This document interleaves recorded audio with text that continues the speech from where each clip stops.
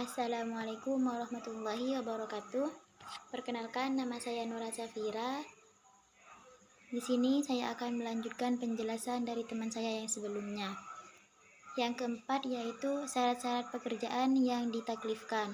Syarat yang pertama, perbuatan atau pekerjaan itu mungkin terjadi karena mustahil suatu pemerintah disangkutkan dengan yang mustahil, seperti mengumpulkan antara dua hal yang berlawanan.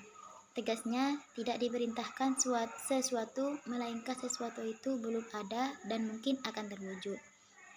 Syarat yang kedua, dapat diusahakan oleh hamba, dan pekerjaan itu menurut ukuran bisa sanggup dilakukan oleh orang yang menerima hitab itu. Yang ketiga, diketahui bahwa perbuatan itu dapat dibedakan oleh orang yang diberi tugas, baik secara pribadi maupun bersama dengan orang lain dengan jelas. Yang keempat, mungkin dapat diketahui oleh orang yang memberi tugas bahwa pekerjaan itu perintah Allah, sehingga ia mengerjakan mengikuti bagaimana yang diperintahkan. Yang dimaksud dengan yang diketahui di sini ialah ada kemungkinan untuk dapat mengetahui dengan jalan memperhatikan dalil-dalil dan menggunakan nazar. Selanjutnya, dapat dikerjakan dengan ketaatan, yakni bahwa pekerjaan itu dilakukan untuk menunjukkan sikap taat. Kebanyakan ibadah masuk golongan ini, kecuali dua perkara, yaitu nazar yang menyampaikan kita pada suatu kewajiban yang tidak mungkin dikerjakan dengan qasad taat, karena tidak diketahui wajib sebelum dikerjakan. Yang kedua, pokok bagi iradat taat dan ikhlas. Bagi yang taat dan ikhlas terhadap iradat terdapat pahala, karena kalau memang dikehendaki niscaya terlaksana juga iradatnya itu. Syarat-syarat yang penting bagaimana tersebut di atas, bercabanglah beberapa masalah yang lain sebagai berikut. Yang pertama yaitu sanggup mengerjakan, tidak boleh diberatkan sesuatu yang tidak sanggup dikerjakan oleh mukallaf atau mustahil dilakukannya. Yang kedua, pekerjaan atau sesuatu yang tidak akan terjadi karena dijelaskan oleh Allah bahwa pekerjaan itu tidak akan terjadi. Yang ketiga, pekerjaan yang sukar sekali dilaksanakan. Di antara pekerjaan itu ada orang masuk bahwa kesanggupan mukallaf akan tetap sukar sekali dilaksanakan. Pekerjaan itu sukar dilaksanakan ada dua, yaitu yang pertama, yang kesukarannya itu luar biasa dalam arti sangat memberatkan bila perbuatan itu dilaksanakan. Yang kedua, yang tingkatnya tidak sampai pada tingkat yang sangat memberatkan, hanya terasa lebih berat daripada yang biasa. Penjelasan yang selanjutnya yaitu hak-hak Allah dan hak-hak hamba. Sesungguhnya hak Allah atas para hamba adalah beribadah kepadanya dan tidak menyirikkan dengan sesuatu apapun. Dan hak atas Allah adalah Dia tidak menyiksa hamba yang tidak menyirikannya dengan sesuatu apapun. Hadis ini mengandung fikih yang agung bagi hati yang memiliki kepekaan karena menerangkan tentang sebab adanya kehidupan di alam semesta ini dan nilai yang paling mendasar bagi manusia. Siapa yang memperhatikan hadis ini dengan sungguh-sungguh, dia telah sukses dan selamat. Tetapi barang siapa yang mengacuhkan, dia akan kembali penghuni jahanam. Kita berlindung dengan rahmat Allah dari neraka.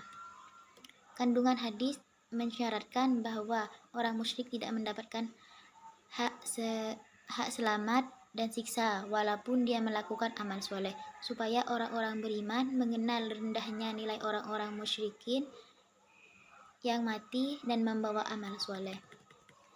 Hak-hak wajib pada Allah yaitu beribadah pada Allah Ta'ala semata dan meninggalkan kesyirikan. Ibadah merupakan hak Allah yang harus murni dipersembahkan semuanya pada Allah. Tidak boleh sedikit pun dialihkan pada selainnya. Tauhid merupakan syarat diterimanya ibadah, bahkan tauhid itu menjadi ibadah yang paling inti dan tertinggi. Tauhid menjadi amalan tergantung bagi hambanya.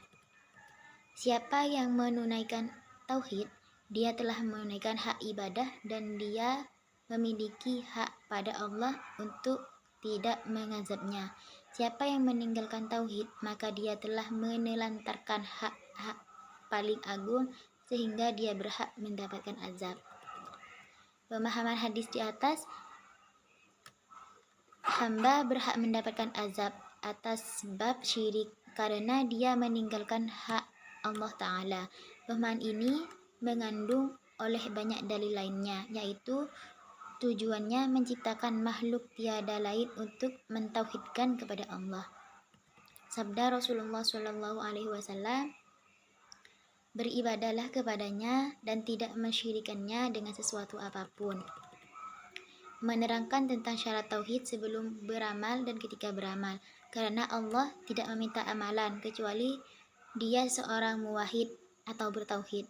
Allah tidak akan menerima amalan kecuali amalan itu hanya ditunjukkan kepada Allah semata. Jadi, tauhid merupakan asas. Tidak ada bangunan apapun yang mampu berdiri tanpa adanya pondasi. Amalan itu ditunjukkan hanya bagi Allah semata, merupakan syarat pendapatan pahala atas amal soleh yang dia perbuat. Lalu, apakah orang kafir dan musyrik mendapatkan pahala atas amal soleh yang dia lakukan? Nah, orang kafir dan musyrik kadangkala beramal soleh bertujuan untuk mempersembahkan kepada Allah seperti sholat, haji, sedekah lainnya, dan tetap pada kondisi kesyirikan dan kekafirannya. Allah Subhanahu wa Ta'ala berfirman mengenai orang-orang seperti ini. Sehingga apabila kamu berada di dalam bahtera dan meluncurkan bahtera itu membawa orang-orang yang ada di dalamnya dan tiupan angin yang baik, dan mereka bergembira karenanya, datanglah angin badai. Dan apabila gelombang dari segenap penjuru menimpanya, dan mereka yakin bahwa mereka telah terkepung bahaya, maka mereka berdoa kepada Allah Subhanahu wa Ta'ala dengan mengikhlaskan ketaatannya semata-mata. Mereka berkata, sesungguhnya jika engkau menyelamatkan kami dari bahaya ini, pasti kami akan termasuk orang-orang yang bersyukur. Mungkin hanya itu yang dapat saya sampaikan. Kurangnya mohon maaf. Wassalamualaikum warahmatullahi wabarakatuh.